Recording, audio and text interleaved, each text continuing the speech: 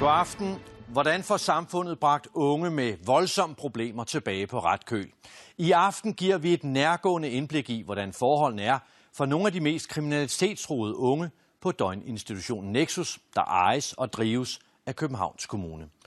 Prisen per ung er ca. 100.000 kroner om måneden, som det offentlige altså betaler til stedet.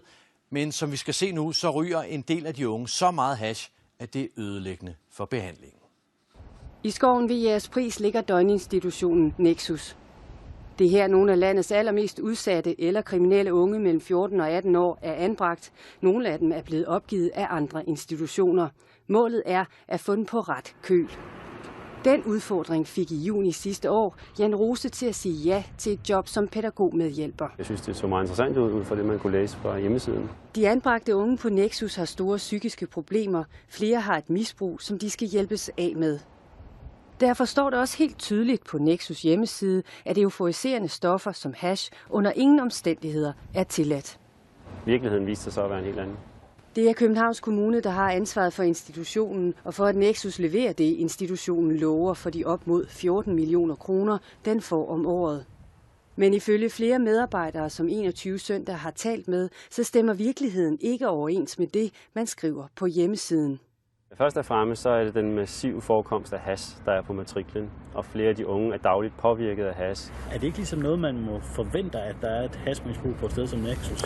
Man må forvente, at de anbragte unge har et hashmisbrug af forskellige art og størrelse, men man kan ikke forvente, at der ikke bliver gjort noget aktivt fra ledelsens side af i at få de unge afruset i det mulige omfang. 21 søndag har talt med i alt 5 tidligere og nuværende ansatte på Nexus, men Jan Rose er den eneste, der tør stille sig frem med ansigt. Jamen det var først og fremmest min omsorg for de anbragte unge mennesker. De andre er bange for at blive fyret, men fortæller anonymt til 21 søndag, at de oplever et massivt hashmisbrug blandt de unge på Nexus. De siger blandt andet: Vi har mere eller mindre givet op over for det markante hashforbrug blandt de unge og får bare at vide af ledelsen, at det er umuligt på grund af retningslinjerne på området. Der bliver ikke brugt tilstrækkeligt med energi på at få de unge i afrusning. Pædagogikken virker fjern, og det kan virke som opbevaring. De handler med hash imellem hinanden og køber joints til hinanden, og de sidder og ryger hver nat på de respektive værelser. For at dokumentere medarbejdernes anklager beslutter 21 søndag sammen med Jan Rose, at han laver skjulte optagelser på institutionen. Af hensyn til de unge anbragte beboere har 21 søndag besluttet ikke at offentliggøre de skjulte optagelser. Samtidig med at Jan Rose med skjulte optagelser dokumenterer forholdene på institutionen, går han til Københavns Kommunes whistleblower-ordning i et forsøg på at råbe de ansvarlige op. Han fortæller, at han på det tidspunkt har forsøgt at advare ledelsen på Nexus, men oplever, at intet sker. Jeg har gentagne gange gået til ledelsen, både alene og også på diverse personalemøder, har udtalt mig omkring det her, og min uforståenhed og min frustration overfor det. Vi vælger at vise 2 af de ansvarlige politikere vores anonymiserede materiale. De bevilger hvert år millioner af kroner til institutionen. De frygter det værste og håber det bedste. Vi har også givet socialborgmester Mikkel Warming samme tilbud, men han har ikke ønsket at se optagelserne. Han er selvfølgelig med, at den leverer det, så den er sat i værk for. Jan Roses skjulte optagelser dokumenterer imidlertid en hverdag, hvor hash ikke bare bliver tolereret, men tilsyneladende er en helt almindelig del af dagligdagen. Vi ser et meget ungt menneske stå og tænde en joint foran en medarbejder. Det er fuldstændig vildt. Men det er ikke kun billederne af den unge, der tænder en joint, der ryster de ansvarlige politikere. På en af optagelserne forklarer en lærer, hvor svært det er at undervise de unge, fordi de er påvirket af hash. Jamen altså, det er jo et ganske forfærdeligt billede, hvor man ser en skolelærer fortælle, at han er slet ikke i stand til at gennemføre sin undervisning. Han ser, at de er banket skæve på hash. De har ligget og røget hash hele natten. Nogle ligger på gulvet. Han kan slet ikke få gennemført sin undervisning. Altså det må jeg sige, at det er nok noget af det værste, jeg overhovedet har. Jeg har ikke kunnet tro, at det var så slemt. Det, der også ryster en, det er, at vi jo har fået den oplysning med hensyn til skolen op på Nexus, skriftligt oven i købet, at det fungerede fint, og det gik rigtig godt. Og det er sådan set det, vi har fået skriftlig af information. De billeder, vi lige har set her, de viser noget helt andet. Men det er ikke kun de skjulte optagelser, der indikerer, at hashmisbruget er voldsomt på institutionen. 21 Søndag er desuden i besiddelse af 11 af de unges logbøger på stedet. En slags dagbog, hvor de ansatte dagligt skriver ned, hvad de anbragte foretager sig. I logbøgerne står der blandt andet: Hun åbner døren i påvirket tilstand, og en tåge af hash vælter ud af hendes værelse. Der var blevet røget på værelset, og det var en yderst skæv ung mand. 21 Søndag har fremlagt logbøgerne fra Nexus for både Hanne Warming, professor på Roskilde Universitet og ekspert i arbejde med socialt udsatte unge, og misbrugsekspert og overlæge Henrik Rindum. Begge udtaler sig på baggrund af det skriftlige materiale. Problemet er, at man ikke arbejder med hashmisbruget, men man har på en vis måde givet op over for det. Det er simpelthen ikke okay at opbevare unge mennesker på den måde. Den daglige leder på Nexus er denne mand, den tidligere politimand Hamid Wasim. Han har tidligere været i tv som offentlig rollemodel og mønsterbryder. Det går nok, dreng. Københavns Kommune ønsker ikke, at han lader sig interviewe til 21 Søndag. Til gengæld stiller kontorchef Poul Ertner op til interview. Han har ikke set de skjulte optagelser, men har det overordnede ansvar for institutionerne i Københavns Kommune. På Nexus gør vi en stor positiv forskel. På jeres hjemmeside der står, at stoffer under ingen omstændigheder tilladt. Kan du forstå, hvis nogen måske synes, at sådan en regel lyder noget hul, taget i betragtning, hvad der eksisterer af hash på Nexus? Hash er ikke tilladt på Nexus, og vi reagerer på det med det samme. Men vi accepterer også, at nogle af de unge, vi har på Nexus, har et massivt misbrug. Københavns Kommune understreger, at der bliver lavet behandlingsplaner, og i et brev til 21 Søndag skriver kommunen desuden, at de unge kommer med et betydeligt misbrug, men at misbruget bliver ikke tolereret. Det er et vilkår, vi er nødt til at håndtere, og det gør vi lige så snart vi opdager det. Så griber vi ind med de sanktioner, som vi har ved at kunne tage det fra dem, ved at kunne overlevere det til politiet. Og det gør vi i den udstrækning, som vi opdager det i. 21 Søndag har talt med den politikreds, hvor institutionen ligger. Her har politiet imidlertid kun registreret i alt 3 sager om euforiserende stoffer på institutionen. Kigger man i de unges logbøger, er det et noget andet billede, der tegner sig. Det er i hvert fald heller ikke synligt i logbøgerne, at der er nul tolerance. De oplever det gang på gang og reagerer i virkeligheden ikke særlig meget på det, sådan som det fremgår i logbøgerne. Og logbøgerne dokumenterer også, at flere af de unge anbragte ligefrem får et øget hashmisbrug, mens de er i behandling på Nexus. Ja, det er jo også interessant her, som netop med en af drengene igennem 1,5 år, at der stiger hashforbruget bare. Og det er jo ikke lige det, vi skulle forvente, som skal være resultatet, når man er anbragt. I logbøgerne står der: Han fortæller, at han er begyndt at ryge mere end tidligere og har fået et mere afslappet forhold til hashen. Til morgen finder jeg X på en madras på gulvet. Der ligger et jointrør på bordet og er slet ikke til at komme igennem til.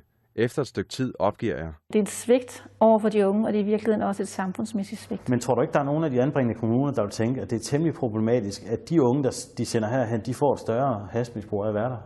Jeg tror, at de anbringende kommuner, som er børnene herhen, er tilfreds med det tilbud, de får. For de ved godt, hvor store problemer de her unge har. Og så vil der være perioder, hvor at for nogens vedkommende, at resultatet bliver dårligere. Men vi har jo et tæt samarbejde med altså stort set jo med vores egen kommune, så man ved godt, hvad det er, der foregår med den enkelte. Den holdning deler hverken Venstre eller Dansk Folkepartis medlemmer af Københavns Kommunes socialudvalg. De oplever, at der er meget langt fra de løfter, de har fået om behandling af unge, til den virkelighed, de ser på de skjulte optagelser. Der er ikke styr på tingene. Vi har masser af penge, vi har ressourcer, vi ønsker virkelig at gøre en god indsats her, og så resignerer man, når det kommer til stykket. Og det er da forfærdeligt at se på, altså både for de unge mennesker, men også for hvis man tænker samfundsøkonomisk, ikke? Fordi vi spilder jo rigtig mange penge. De 2 politikere vil i dag melde sagen til Folketingets ombudsmand og bede ham undersøge sagen om Nexus og kommunens øvrige institutioner. Vi kan simpelthen ikke have en institution, der har den form for pædagogisk opdragelse af børn, og som det foregår. Så jeg vil sige, at den skal lukkes, og det kan ikke gå hurtigt nok. Efter Jan Rose i starten af året går til kommunen med sin bekymring om institutionen, bestiller kommunen en tilsynsrapport af forholdene på stedet. Her understreges det, at problemerne med hashmisbrug ikke er enestående i forhold til kommunens andre institutioner. Det er vores opfattelse, at tilbuddet har samme udfordringer og begrænsninger som tilsvarende døgninstitutioner. Og den vurdering bekymrer eksperterne. Det er med de midler, vi bruger generelt i det her samfund på anbringelse af børn og unge, så er det, jeg fristes til at sige, så er det skandaløst. Jan Rose er i dag stoppet på Nexus. Han synes, institutionen har svigtet sit ansvar. Ledelsen på Nexus modtager rigtig, rigtig mange skattekroner for at hjælpe disse unge, og de bliver ikke hjulpet. Og før udsendelsen talte jeg med socialborgmester i København, Mikkel Warming, der jo altså er ansvarlig for Nexus. En skandale hørte vi altså lige en ekspert kalde det, der foregår. Og derfor spurgte jeg Warming, om han synes, det er rimeligt, at de unge ryger hash i det omfang, vi lige har set. Jeg må sige, at jeg er en lille smule rystet efter at have set indslaget. Ikke over, at der er udsatte unge, der ryger hash, men over den ret ringe journalistik, 21 Søndag har præsteret i den her sag. Det er simpelthen løgn, når man påstår eller giver indtryk af, at der ikke bliver gjort noget for de unge, der måtte have et hashmisbrug på Nexus. Der ligger tomme, tykke behandlings- og udviklingsplaner for hver enkelt ung, der handler om en række ting, blandt andet det med hashmisbrug, og det arbejder man med. Og så synes jeg, det er enormt ærgerligt, at de vælger at hænge en sted som Nexus ud, fordi de gør det faktisk godt. De arbejder med unge med massive problemer.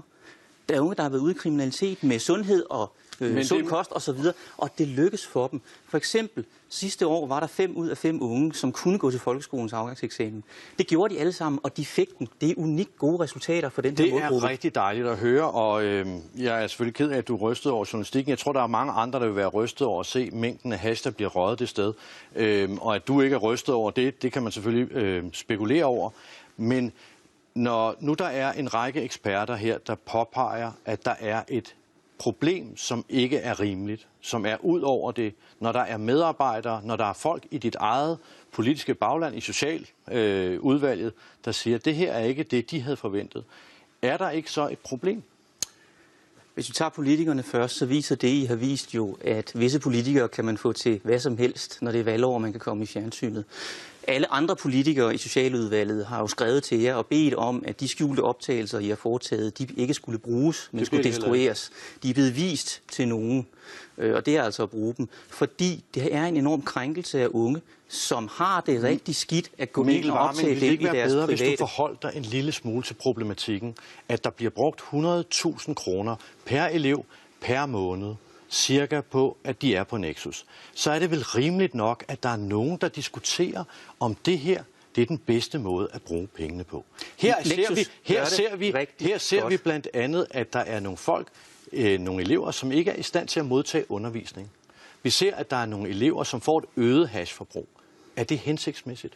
Nexus gør det faktisk rigtig godt, fordi de arbejder med nogle unge, som har meget massive problemer, hvoraf nogle af dem har som et led i deres bagage, at de har et hashmisbrug. Og det arbejder man seriøst med, for eksempel ved at arbejde med deres fysik osv. Alle, der arbejder med socialt arbejde, ved, at det foregår ikke i en lige linje. Nogle gange er der fremskridt, nogle gange tilbageskridt. Men Mikkel Warming, er det rimeligt, at der er den mængde hash, der er? Hvis man går ind på hjemmesiden, så står man her, vi har en nul-tolerancepolitik. I siger i indslaget, I melder det til politiet. Vi har konstateret, at det er 3 gange sket inden i 12 og i 13. Det er måske ikke helt et retvisende billede. Det tal er også forkert. Det er mere end dobbelt så mange anmeldelser. Det Nexus gør, det er, at politiets rapporter er det 3 gange. De ofte opdager, det de gør, det er, at de opdager ofte mere remedier til at ryge hash med. Dem konfiskerer de og destruerer de, fordi man tager det alvorligt. Det man skal være klar over, det er, at det her det er unge med så massive problemer. Hash bliver ikke accepteret på Nexus, men vi accepterer, at unge har det som en del af deres bagage, for alternativet til at have dem der kan du ikke svare mig på et spørgsmål? Bliver der røget for lidt eller for meget hash på Nexus? Man arbejder med hashmisbruget blandt de unge, der har det på Nexus. Alternativet til Nexus er ikke... Du er nødt til at høre efter, hvad jeg siger. Alternativet til Nexus er ikke, at de sidder vandkæmmet og i matrostøj og følger undervisningen i en normal folkeskole. Det er, at de er på gaden, at de synker dybere til bunds, at de måske kommer ind i kriminalitet. Derfor, så, når vi så ser politikere, der hopper med på vognen og siger, at Nexus skal lukkes, og så er det enormt eksperter, som forsker i det her. Mikkel Warming, lad mig lige vise dig en rapport, som lige er kommet. Den er kommet fra Region Hovedstaden. Den er lige lavet. Den viser, hvordan hash fastholder unge i psykisk sygdom og udfordringer. Der er simpelthen nogle forskere, som har sat sig ned og forsket det her. Vi har også en med i indslaget. Er ikke sundt. Giver det ikke dig grund til omtanke, at I skriver, at der er nul-tolerance-politik? Det er vist ikke tilfældet. Jo, fordi man ikke accepterer det, men vi accepterer, at der er unge, der har hash som en del af deres bagage. For hvis vi ikke arbejdede med dem der, så vil alternativet være gaden. Og det er ikke noget godt alternativ for dem, og heller ikke for dig og mig og hele samfundet. Så er jeg også nødt til at sige til dig, at I kan vi jo se med de politikere, og jeg ved, I ringer rundt for at få flere til at sige grimme ting om Nexus. I kan sætte en masse bølgegang i gang. Jeg synes, det var enormt trist, hvis det har endt med, at den gode behandling, som Nexus giver nogle af de mest udsatte unge, kommer i fare. Så det er skadeligt for dem, det er skadeligt for det er skadeligt for dem, det er skadeligt for andre unge, og det er skadeligt for os alle sammen. Så du vil ikke gøre noget nu? Det her skal bare fortsætte, som det fortsætter? De unge, som er på Nexus, mod den, er jeg nødt til at sige, hetslignende indslag, I har vist omkring deres arbejde. Jeg vil gøre alt for, at de unge kan få lov til at fortsætte den gode udvikling, de er i, når vi først får. Så der skal ikke ske noget yderligere, man skal fortsætte, som man gør nu? Man skal fortsætte med at arbejde seriøst med de unge på Nexus, ja, fordi det gør det rigtig godt. I modsætning til, hvad I påstår, så arbejder man seriøst med hashmisbruget, og det lykkes at give dem en folkeskolet afgangsprøve. Det er unikt for den her målgruppe. Mille Warming, tak fordi du kom. Selv tak.